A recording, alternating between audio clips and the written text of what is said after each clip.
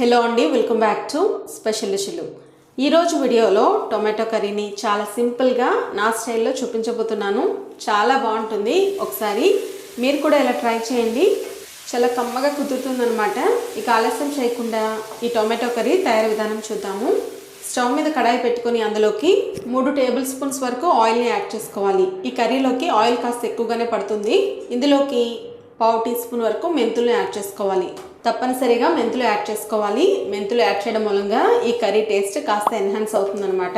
ఇప్పుడు ఇందులోకి 1/2 tea spoon ఆవాలు, అలాగే 1/2 టీ స్పూన్ జీలకర్ర కూడా యాడ్ చేసుకుని చక్కగా వేయించుకోవాలి. ఆవాలు చిటపటలాడుతున్నాయి కదా, ఇప్పుడు ఇందులోకి ఒక ఎండుమిర్చిని తుంచుకొని యాడ్ చేసుకోవాలి. అలాగే కరివేపాకును కూడా యాడ్ చేసుకోవాలి. 1 నిమిషం పాటు ఫ్రై చేసుకున్నాక ఇందులోకి 2 మీడియం సైజ్ ఉల్లిపాయ ముక్కలు, 2 పచ్చిమిర్చి ముక్కలు కూడా యాడ్ చేసుకొని చక్కగా వేయించుకోవాలి. ఇక్కడ ఉల్లిపాయ ముక్కల్ని బాగా సన్నగా తరిగి యాడ్ చేసుకోవాలన్నమాట. ఇలా సన్నగా తరగడం మూలంగా ఉల్లిపాయ ముక్కలు చక్కగా వేగిపోతాయి. ఉల్లిపాయ ముక్కలు చక్కగా వేగిపోయాయి కదా, ఇప్పుడు ఇందులోకి 10 వెల్లుల్లి రెబ్బల్ని దంచి యాడ్ చేసుకోవాలి. అలాగే 1/2 టీ స్పూన్ పసుపును కూడా యాడ్ చేసుకొని 1 నిమిషం పాటు ఫ్రై చేసుకోవాలి. ఉల్లిపాయ ముక్కల్ని ఈ విధంగా గోల్డెన్ బ్రౌన్ కలర్ వచ్చేంత వరకు వేయించుకోవాలి. ఇప్పుడు ఇందులోకి 5-6 మీడియం సైజ్ టొమాటో పళ్ళను చిన్న ముక్కలుగా కట్ చేసుకుని యాడ్ చేసుకోవాలి. ఈ టొమాటో ముక్కలను ఒక 2 నిమిషాల పాటు ఫ్రై చేసుకోవాలి. ఇలా ఫ్రై చేయడం మూలంగా టొమాటో ముక్కల్లో ఉన్న పచ్చివాసన అంతా కూడా పోతుంది. ఇప్పుడు దీనిపైన మూత పెట్టుకొని మీడియం ఫ్లేమ్లో ఒక 5 నిమిషాల పాటు కుక్ చేసుకోవాలి.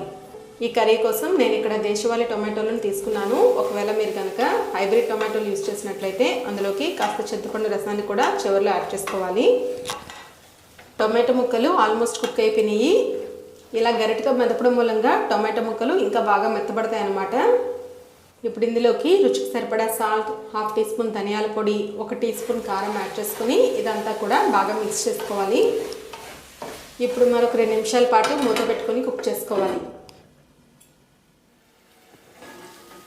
ఇప్పుడు మూత తీసి చూసినట్లయితే ఆయిల్ ఈ విధంగా సపరేట్ అవుతుంది కదా, అంటే కర్రీ ఆల్మోస్ట్ కుక్ అయిపోయినట్లు అనమాట.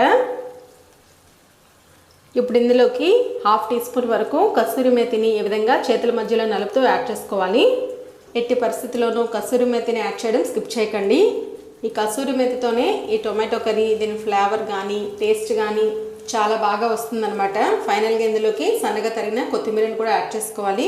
ఇదంతా కూడా బాగా మిక్స్ చేసుకుని ఒక 2 నిమిషాల పాటు కుక్ చేసుకుని స్టవ్ ఆఫ్ చేసుకోవాలి. చూస్తున్నారు కదా, ఈ టొమాటో కర్రీ చేసుకునే పద్ధతి చాలా సింపులే కానీ టేస్ట్ మాత్రం చాలా బాగుంటుంది. తప్పకుండా ట్రై చేయండి. ట్రై చేసి మీకు ఎలా కుదిరిందో మీ ఫీడ్బ్యాక్ని నాకు కామెంట్ ద్వారా తెలియజేయగలరు. మీకు కనుక ఈ వీడియో నచ్చినట్లయితే ఒక లైక్ చేయండి. మరిన్ని సింపుల్ అండ్ క్విక్ రెసిపీస్ కోసం నా ఛానల్ని సబ్స్క్రైబ్ చేసుకోండి. Thank you for watching.